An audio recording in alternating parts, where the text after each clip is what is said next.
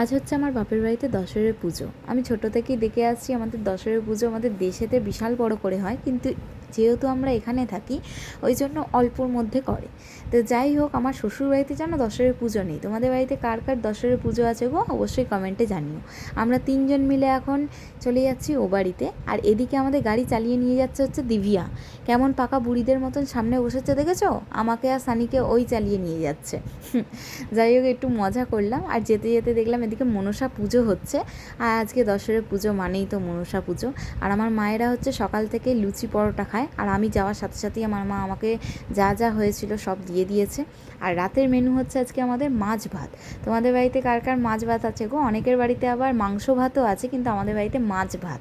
আর এদিকে তোমাদের দিভিয়াকে দেখো কেমন এসি রিমোটটা নিয়ে পাকা বুড়িদের মতন বলছে এসি চালিয়ে দাও, মানে চালিয়ে দাও। ওর কথা হচ্ছে এসিটা চললে কেমন ঠান্ডা ঠান্ডা হাওয়া দেয়, তো ওটাই বলে তো যাই হোক, তাড়াতাড়ি করে খাওয়া দাওয়া করে বেরিয়ে পড়লাম বাড়ি আসার উদ্দেশ্যে, কারণ আমাদের এখানে বিশাল জ্যাম হয়, তোমরা দেখতেই পাচ্ছ রাস্তার কি অবস্থা। ওই জন্য তোমাদের দিভিয়াকে আমি সামনে দিইনি গাড়ির, আমি পিছনে নিয়ে নিয়েছি। আর দেখতেই তো পাচ্ছ কীরকমভাবে বাসগুলো ওভারটেক করে দাঁড়িয়ে আছে।